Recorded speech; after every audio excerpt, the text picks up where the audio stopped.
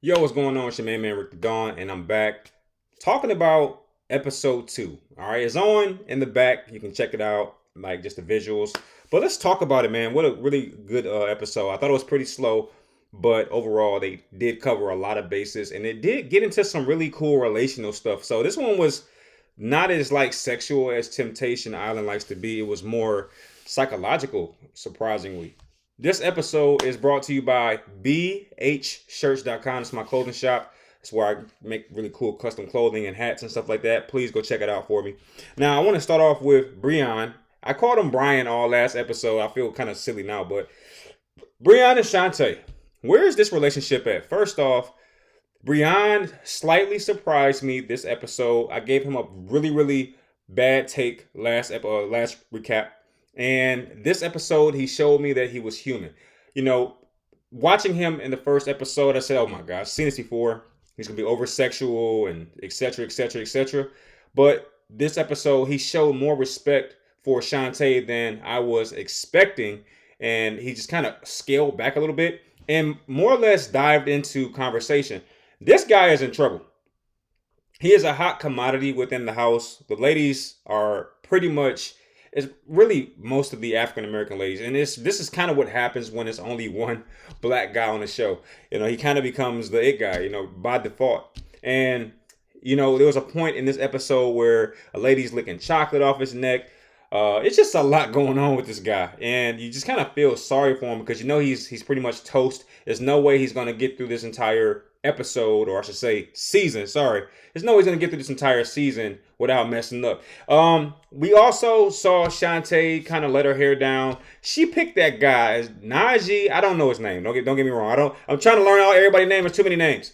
And I was so happy to see her let her hair down and just smile and be happy. You can kind of tell that she was enjoying being free. One thing that Brion did talk about was kind of feeling like Shantae doesn't have her own personality. This can happen to anybody in a relationship. Once you find someone that you love, especially in marriage, a lot of times you lose yourself. Even right now, my wife is upstairs, I'm down here. And she came down here to spend some time with me, and I can kind of tell that she was feeling like, wow, Rick is not, he hasn't really come upstairs to see me or talk to me, anything like that. And I think a lot of that stems from just always being with your person. And that's kind of what it feels like. You kind of become attached to them. But at the same time, you have to develop your own customs and not lose yourself in a relationship. And I think that's what Shantae has done. I feel like Shantae has really lost herself in Brion. And I think that is should I say, a symptom of dealing with someone who is unfaithful or has been unfaithful. You kind of find yourself just kind of like paying more attention to what they're doing because you don't want to be hurt again. It's like you're anticipating something. And it was kind of cool to see that Shantae just kind of let that go for this episode and was just dancing and looking as beautiful as ever. I was so impressed with her look. And we also saw this at the, what do you call it, the bonfire, where all the guys kind of see what their girlfriend is doing. And Brion had the easiest bonfire, and it's because Shantae, it's just a class act, man. And I talked about this in the last recap, and I'm gonna say it again. This is a beautiful woman, and I'm not talking about her appearance, man. She is just a beautiful woman because she's caring. This is, I really feel like Brion is about to fumble it all. Yes.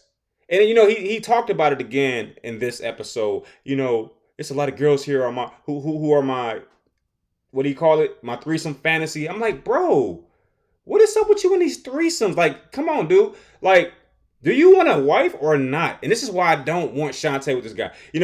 Watching Shantae, I kind of get in father mode. And it's like, I don't want my daughter to ever date a guy like this. Yes, he's good looking. Yes, he's charismatic. He has the tattoos. He has a beautiful smile. But he's nothing. But he's filth on the inside. It's all about sex and threesomes with him. Like, who? And I'm asking Shantae, why would you want a guy like that to be the father of your daughter? All he talks about is threesomes. Like, why would you want him to be the father of your daughter?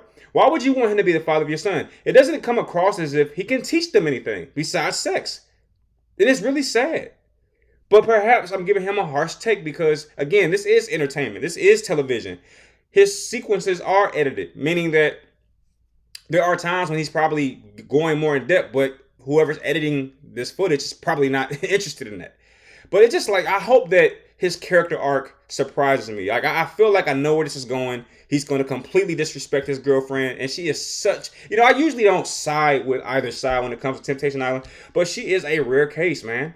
She is extremely respectful and classy, and you know what? Maybe I'm wrong. Maybe there will be a scene where she does something completely out of the box. I just don't see it. All right, the next couple that I would like to talk about, surprisingly, we're going to switch things up a little bit, is Tayler and Tayler. This couple right here is just done. I don't know what I said. I don't have my little notes here, whether or not I said they would make it or not. But the answer is absolutely not. First off, Tayler was married, and then he kind of started talking with Tayler before his divorce happened. And then while he was talking to Tayler, he cheated on her too. So this guy is just a strong cheater. Like, that's what he is. And he develops feelings very fast. And that's what he said in this episode. That explains how you can be married, find a new girl named Tayler, fall in love, and then while you're in love with Tayler, find another girl, fall in love with her too. Like, this guy is extremely impulsive when it comes to relationships. And this is exactly why I don't think it's going to work. There's a young lady named Kay, and Kay is absolutely beautiful. It's funny because she just looks like another version of his current girlfriend, but Kay is beautiful. She has more of a relaxed style of communication.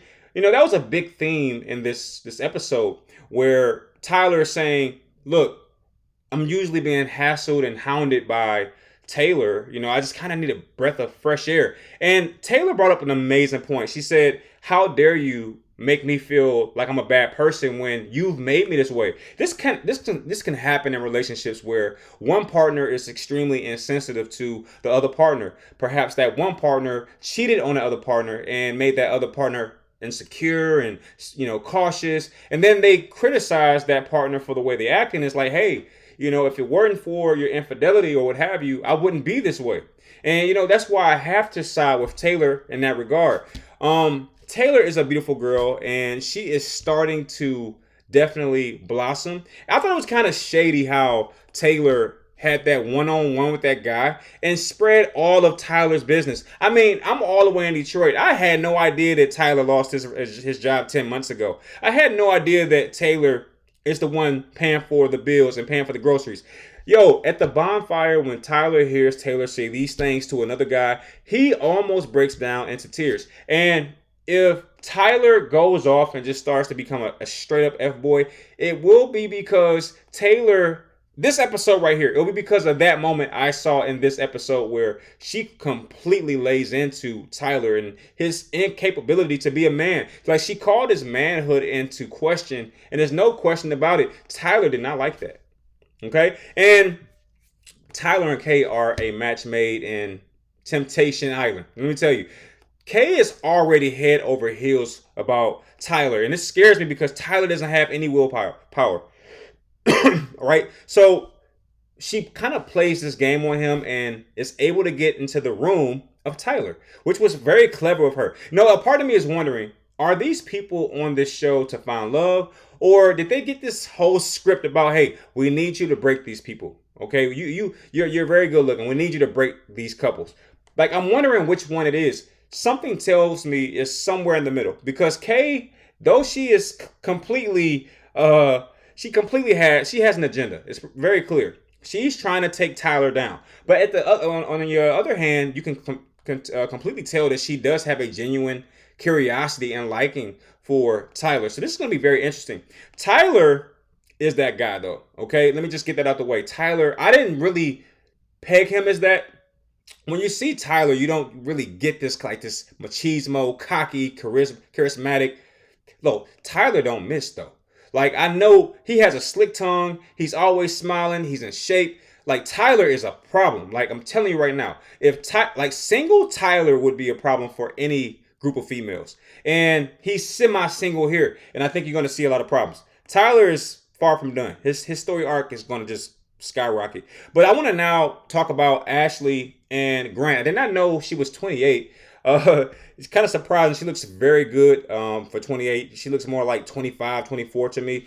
But this couple, man, I'm pretty sure I said that they were doomed. There's no way they're going to make it. And it's mostly because of Grant. Grant is just not there. I'm not sure how any of this works out or why she's even doubting or even considering this relationship to be real.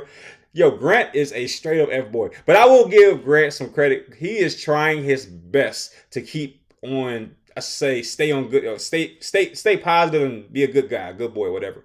But I will tell you this. Grant takes things extremely personal. You know, I'm someone who really studies people, their body language, their movements, their eye jitters, all that. I kind of study that. And Grant is completely imbalanced right now.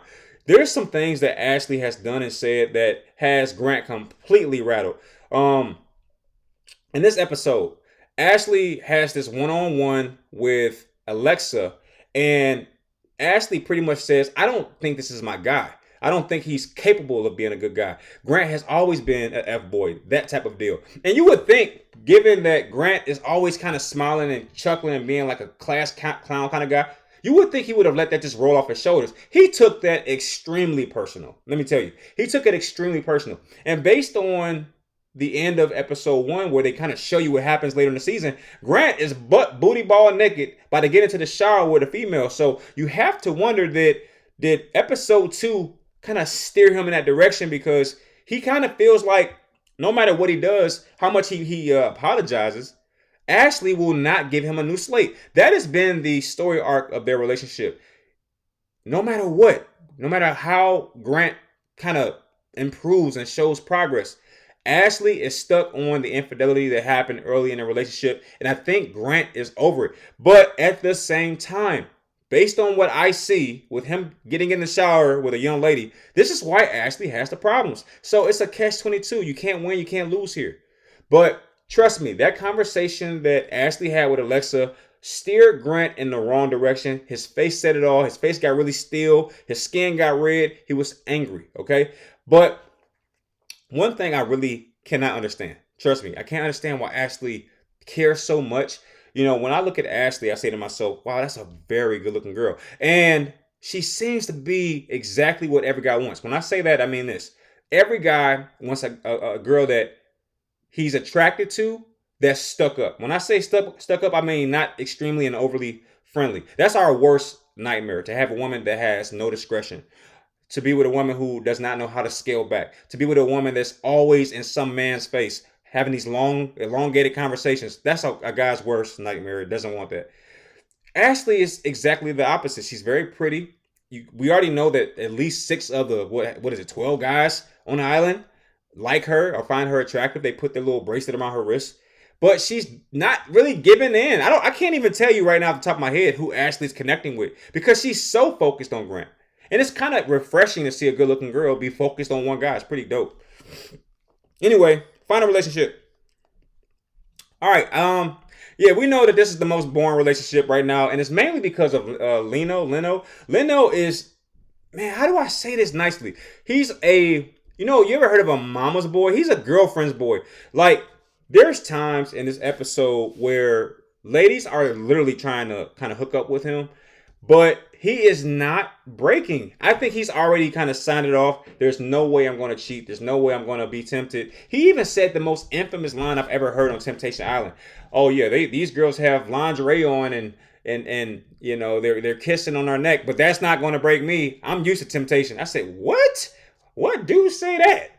And he got nail polish on. I'm just trying to figure out who Lino is. I'm a little confused. I'm gonna be honest with you. I'm completely thrown off. And Alexa, you know, she has this heart-to-heart with Ashley, and she kind of does the same thing. You know, guys really don't like when women share personal business, especially like sensitive information, like Ashley shared about. I'm sorry, like Tayler shared about Tayler not having a job. That's like stuff you don't tell anybody, but you know, it is what it is. But Alexa shares that she just can't get there with Lino. It's almost like he just doesn't do it for her. And if I'm not mistaken, Alexa cheated on, I'm not mistaken. Alexa cheated on Lino early in their relationship, and I think that's what's going on. Lino was told by Alexa that he was the only one early in their relationship. And it turned out Alexa had a guy on the side because she was just kind of playing the field, not really sure which way she wanted to go. But ultimately, Lino won out. And Lino cannot get past that rightfully. I completely understand. And what I'm starting to realize is the power dynamic in each of these relationships, and why that power dynamic exists is because of cheating. It's because of infidelity. You can make a strong argument that the partner that cheated has the power in the relationship as it relates to Temptation Island. All right, because you can completely tell that Leno is undyingly faithful to Alexa. No matter what Alexa does, this doesn't seem to me that he's prepared to leave her. And Leno was getting flirted with one of the most beautiful girls on the show, and he just would not crack. He wouldn't budge. He just seems like he's already made up his mind. He's going to go through this entire process and not do anything wrong. If this relationship doesn't work, it will be solely because of what Alexa has done. But even Alexa seems to be kind of playing it close. There was a guy that she was vibing with, and I think she just called it friend vibes. And I know why, because that guy's probably like, yo, she's not giving me anything. You got to give a guy something. But in the clip behind me, you can see that, again, Kay, who was just on fire this episode, kind of weaseled her way into Tyler's room. She was on fire, I'm gonna tell you. But that is pretty much all I need to cover for my episode 2 recap. I see people are starting to kind of trickle in a little late. Welcome. You know, I'll be doing every episode. If I'm not mistaken, it's about 10. So I just want to kind of go through it in my own pace, maybe once every day or two, and kind of just share my thoughts. Let me know what you think. Is my assessment spot on, or am I far off? I need to know what you think about that. But nevertheless, don't forget to check out bhshirts.com, and I appreciate you for checking this out. I holla.